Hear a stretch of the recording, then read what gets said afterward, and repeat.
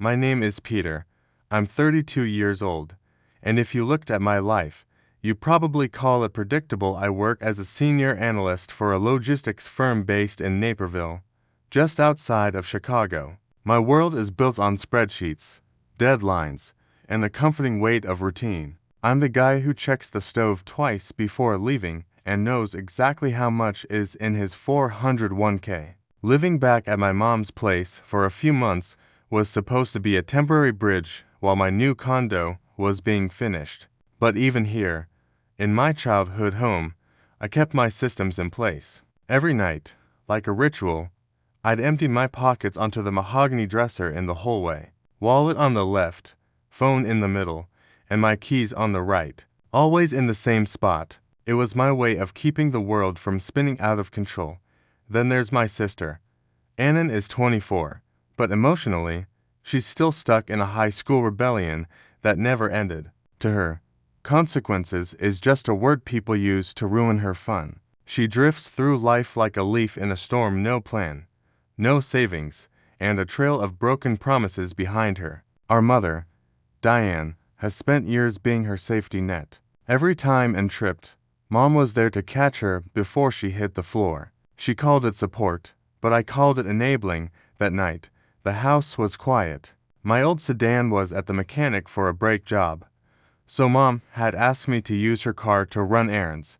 Before bed, she handed me the keys to her pride and joy, a brand new, silver Ford Explorer she'd bought after 3 years of saving. Park it close to the garage, Peter, she told me. I don't want anything happening to it. I laid those keys on my dresser, right next to my wallet. I fell asleep listening to the distant hum of the I-88, thinking that tomorrow would be just another Tuesday. I didn't know that while I was dreaming, and was already reaching for the doorknob, looking for a way out and a ride to a party she couldn't afford to attend.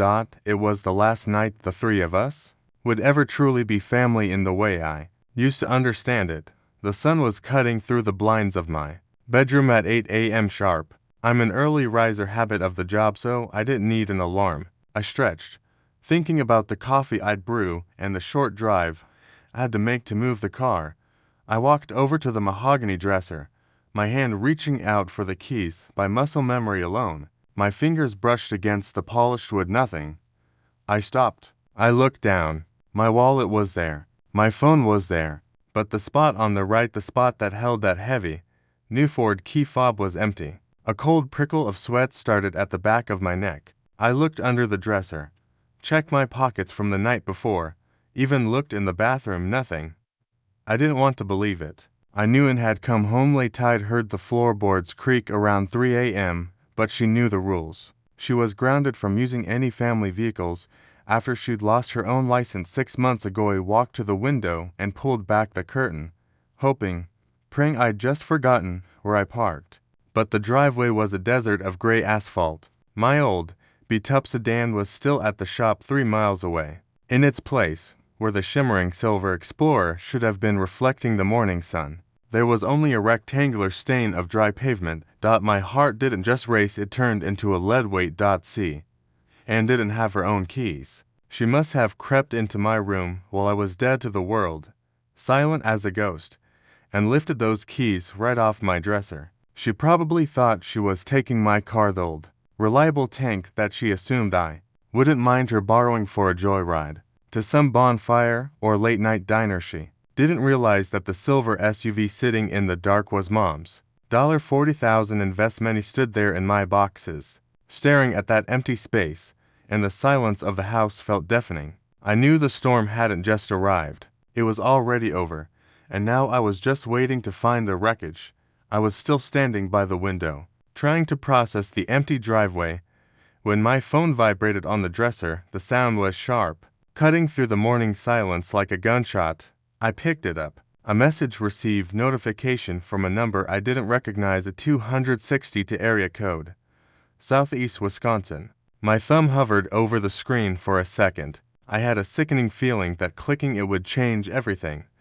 I clicked. The image took a moment to load, pixelating into view from the top down. First, the gray, overcast sky of dawn. Then, a splintered wooden telephone pole, leaning at a precarious angle. And finally, the carrot was the Explorer, or what was left of it.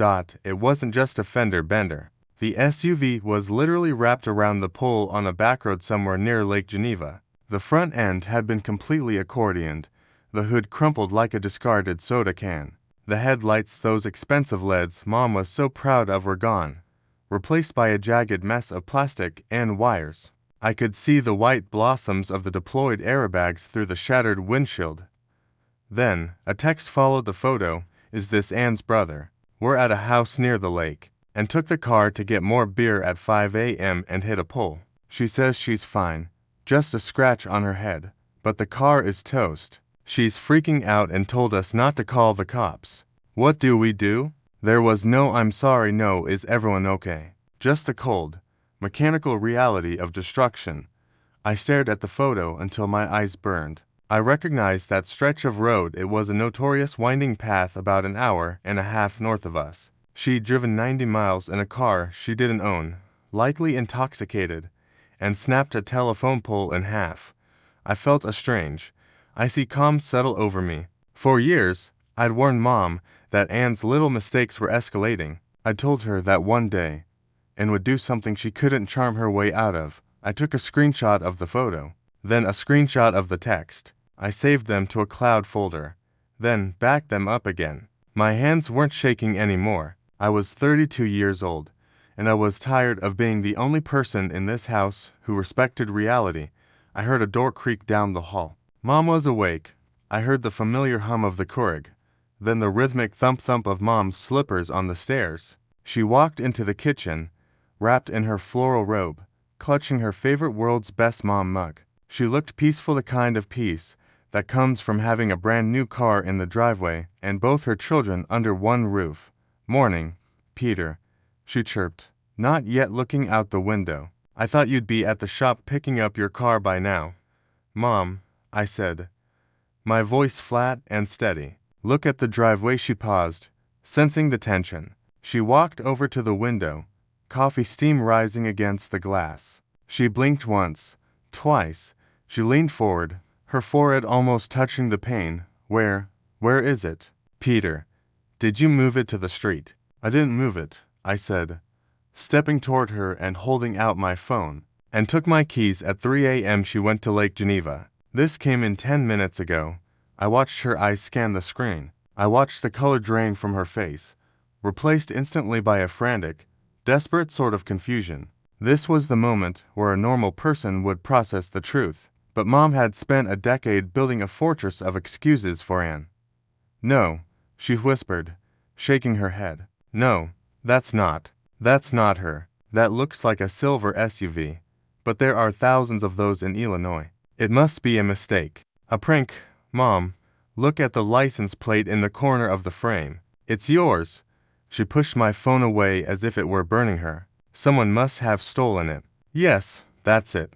Someone broke in, took the keys, and Anne, and probably tried to stop them. Or maybe she was kidnapped. We have to call the police. Peter, why are you just standing there? The text is from her friend, Mom. Anne was driving. Then, the pivot, the classic die and defense mechanism. She turned on me, her eyes flashing with a mix of fear and misplaced anger. You always do this, she snapped, her voice rising to a shrill pitch. You always been so jealous of her spirit, Peter. You're so rigid, so cold. You're probably happy about this. You probably set this up just to prove a point. You've been too harsh on her since the day she was born, and now you're trying to frame her for a car theft. How could you be so cruel to your own sister? She was vibrating with indignation, defending a ghost while the real culprit was likely hung over in a ditch 2 counties away. I didn't argue. I didn't raise my voice. I just stood there in the kitchen, watching her perform the same tired script she'd used for every broken window, every failed class, and every stolen $20 bill. But this time, the bill was $40,000, and the script was about to hit a dead end. The front door creaked open around 10:30 a.m. It was a heavy, sluggish sound, followed by the uneven scuff of footsteps in the foyer. Mom rushed out of the kitchen as if her savior had arrived, but I stayed rooted to the spot, leaning against the counter with my arms crossed, and stumbled in, and she looked like a walking disaster. Her mascara was smeared down her cheeks in dark, jagged streaks.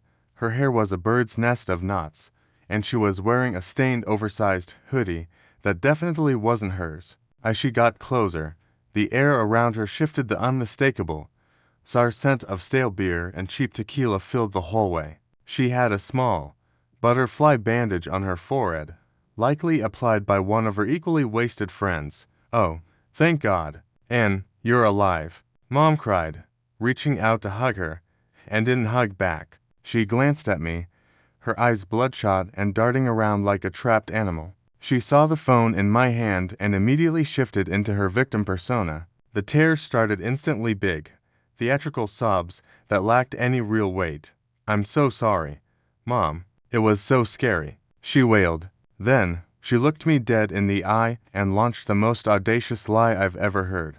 "Peter, why didn't you tell her? Why are you letting her be so upset?" I raised an eyebrow. "Tell her what, Anne?" "That you gave me the keys," she shouted, her voice cracking. "Mom, Peter told me last night I could borrow his car because he knew I needed to clear my head. I thought I was grabbing his keys from the dresser, but it was dark, and I must have grabbed yours by mistake. I wouldn't have taken it if I knew. And then some deer ran out, and I swerved. It wasn't my fault." I felt a cold laugh bubbling in my chest, but I kept my face like stone. "I was asleep at 3 a.m. Anne, we haven't spoken since dinner." Mom turned to me, her face contorting with that familiar, desperate need to believe the lie. "Peter, is that true? Did you leave the keys out for her? Maybe you were half asleep and forgot." "No, Mom, I didn't." "Peter, for heaven's sake," Mom snapped, stepping between us as if to protect Anne from my judgment. "Look at her. She's traumatized. She's shaking. Even if there was a misunderstanding about the keys, she's your sister. You need to show some compassion. You need to stop being so clinical and help us figure this out. She could have died, and all you care about is being right." And tucked herself behind Mom's shoulder, giving me a tiny, triumphant look through her fake tears. She thought she'd won. She thought she'd successfully redirected the lightning rod of Mom's anger toward me, just like she had 100 times before. I just nodded slowly. I didn't correct them. I didn't argue. I knew something they didn't, a detail that made this entire performance irrelevant. I watched them for a moment, this perfectly staged tableau of the enabler and the predator. Mom was stroking Anne's hair, whispering that everything would be okay, while Anne continued to sob into Mom's shoulder, occasionally glancing at me to see if I was buckling under the guilt. But I wasn't. In fact, I felt a strange, terrifying sense of clarity. A small, involuntary smile pulled at the corner of my mouth. "What is so funny, Peter?" Mom hissed, her voice dripping with venom. "Your sister is falling apart. My car is gone, and you're standing there smirking. Have you completely lost your humanity?" "No, Mom," I said, my voice dropping into a calm, conversational register. "I'm just admiring the craftsmanship of the lie. It's almost impressive, Anne, truly." And stopped sobbing for a split second, her eyes narrowing. "I'm not lying. You left the keys out. I thought I was taking the sedan."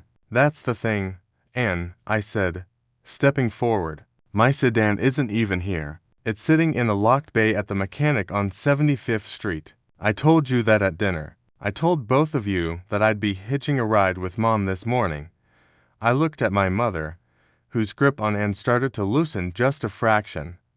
"Mom, remember last night? You gave me your keys, the heavy, silver fob with the Ford logo, because you wanted me to move your Explorer closer to the garage this morning. My keys, they have a beat-up Toyota logo and a broken remote. They were in my pocket. The only keys on that dresser were yours." The room went deathly silent. Anne's theatrical shaking suddenly became very real. "I didn't leave them out for you, Anne," I continued, my voice as cold as a Midwestern winter. "You crept into my room like a thief, reached onto my dresser, and took the only set of keys there. You didn't mistake the cars, either. Even in the dark, you can tell the difference between a 10-year-old sedan and a brand new $40,000 SUV with proximity sensors and a leather interior that still smells like the dealership. I turned back to Mom. She didn't take my car. Mom, she took yours. She didn't have permission from me, because it wasn't my car to give. She stole from you. She lied to you, and while you were busy screaming at me for being cruel, she was standing there letting you believe it was my fault. I watched the realization hit my mother like a physical blow. The fortress of excuses didn't just crack, it imploded. She looked at Anne, then at the empty driveway, then back at Anne. The silence that followed was the loudest thing I've ever heard. I have never seen a person's spirit break in real time until that moment. Mom's face went through a terrifying transformation. The protective maternal glow vanished, replaced by a gray, hollow mask of shock. Her hands, which had been comforting Anne, suddenly dropped to her sides as if she had been burned. "My car," Mom whispered. It wasn't a question. It was the sound of a woman realizing her 3 years of overtime shifts and frugal living had been wrapped around a telephone pole for the sake of a few more beers. "Anne, you took my car," and tried one last time. "Mom, I didn't know. It was dark." I stopped. Mom shrieked. It was a sound I'd never heard from her, a raw, guttural scream that silenced the house. "Just stop lying." The fallout was immediate and brutal. Mom spent the next 2 hours on the phone with State Farm, her voice trembling as she sat at the kitchen table littered with the original sales documents of the Explorer. I sat across from her, providing the screenshots of the texts from the friend when she needed them. The news from the agent was the final nail in the coffin, because Anne wasn't an authorized driver on the policy, because the keys were taken without explicit permission, which constitutes unauthorized use or theft, and most importantly, because the police report from Wisconsin indicated alcohol was involved at the scene. The insurance company was washing their hands of it. "They aren't paying." "Peter," Mom said, hanging up the phone. She looked at me with vacant eyes. "They said because it's a family member and there's evidence of intoxication. They're denying the claim. I still owe $28,000 on a pile of scrap metal. The unfortunate accident had evaporated. What was left was a crime."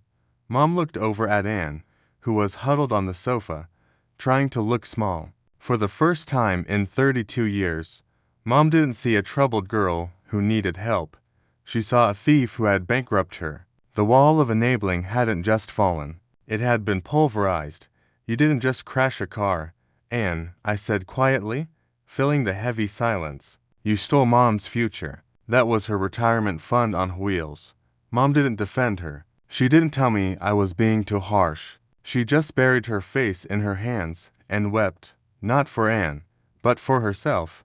The air in the house felt heavy, like the atmosphere before a massive suburban thunderstorm. Mom finally looked up from her hands. Her eyes were red, but the softness was gone. She looked at Anne, really looked at her, and I saw the moment the cord finally snapped. "Pack your bags, Anne," Mom said. Her voice wasn't loud. It was brittle. "I want you out of this house by tonight." Anne froze. She stopped the fake whimpering and stared at Mom in disbelief. "What? Mom, you can't be serious. I have nowhere to go. I don't have any money. You're going to throw me onto the street because of a car." "It's not because of a car, Anne," Mom replied, her voice gaining a hard edge I'd never heard before. "It's because I can't sleep in a house with someone I don't trust. It's because you stole from me and then watched me scream at your brother while you lied to my face." And turned to me, her eyes wild with desperation. "Peter, say something. Tell her she's being crazy. You're the logical one. Tell her this is too much." I leaned back against the counter and took a slow breath. "Actually, Anne, I think this is the first logical thing that's happened in this family in years." "You monster," she spat at me. "You're enjoying this, aren't you? You finally got what you wanted." "No, Anne," I said firmly. "I'm not enjoying it.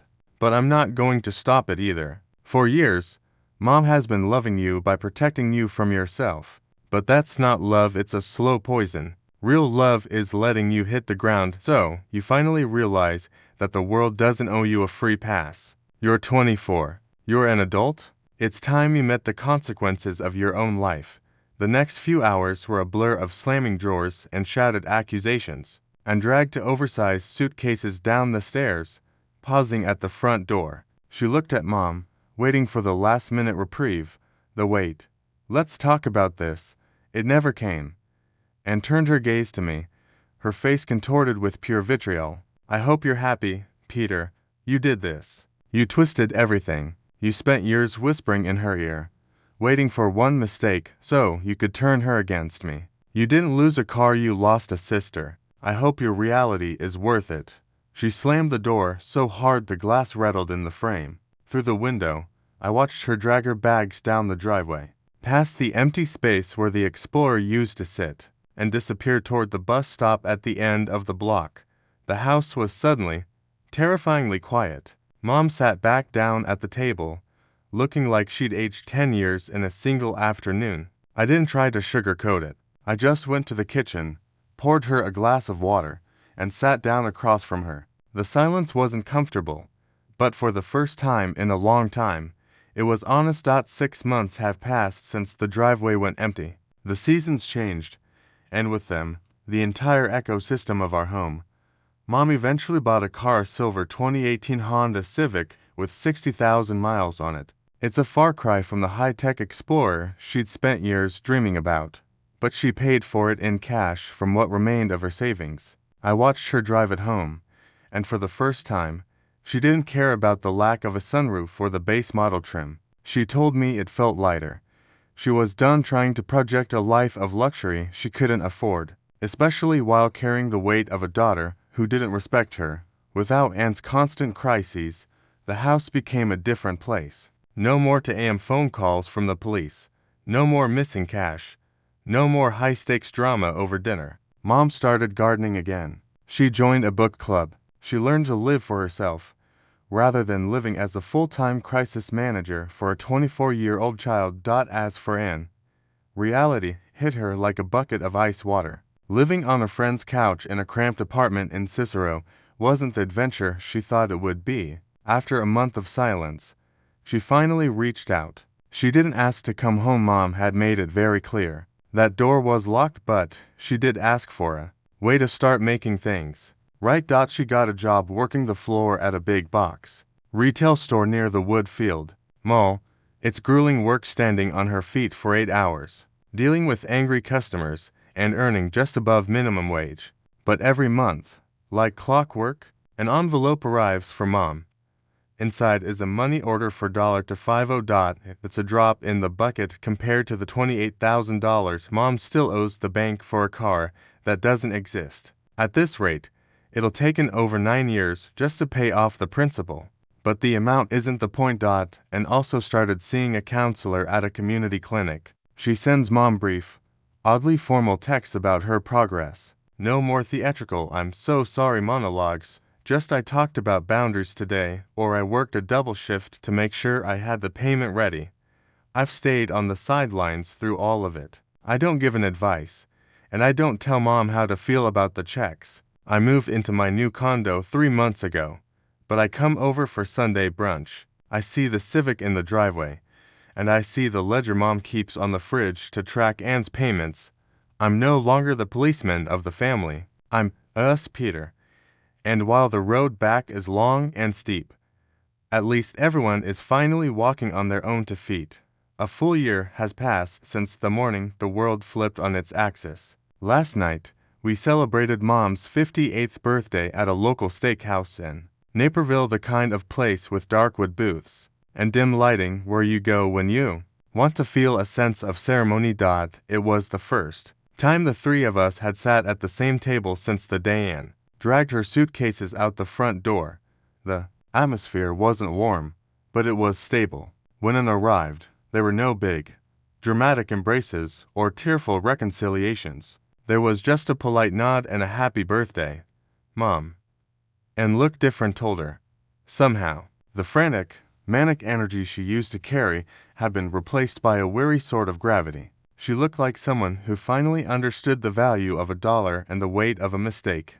Throughout dinner, the conversation stayed on the surface. We talked about my new condo, Mom's garden, and Anne's shift-led promotion at the store. There was a polite, respectful distance between us, a boundary that felt like a thick pane of glass. It wasn't the happy family and used to faked, but it was something much more valuable. It was honest. As I sat there, cutting into my steak and watching Mom laugh at a joke I made, I thought back to that morning in the kitchen. I thought about the moment I smiled when Mom told me to stop blaming my sister. I don't regret that smile. Not for a second. People might think it was cruel to enjoy the moment my sister got caught, but it wasn't about malice. It was about the relief of the truth. That smile was the sound of a circuit breaker finally flipping before the whole house burned down. If I hadn't pushed back, if I hadn't stood my ground and let the reality of that $40,000 wreckage fall squarely on Anne's shoulders, we'd still be trapped in that exhausting cycle of lies, enabling, and resentment. By refusing to protect Anne from the consequences of her actions, I actually gave her a gift. I gave her the chance to become a person who takes responsibility. I gave Mom the chance to be a woman, not just a shield, and I gave myself the right to stop being a policeman and start being a brother again, even if it's from a distance. Some patterns can only be broken when the cost becomes too high to ignore. The car is gone, and the money is lost, but for the first time in 32 years, we are all living in the same reality. And as we walked out to the parking lot, Mom to her Mazda Civic, and to the bus stop, and me to my car, I realized that an honest distance is infinitely better than a dishonest closeness. We aren't fixed, but we are finally real. And for me, that's more than enough. Thanks for watching. Don't forget to subscribe and hit the like button. What do you think about this story? Let me know in the comments.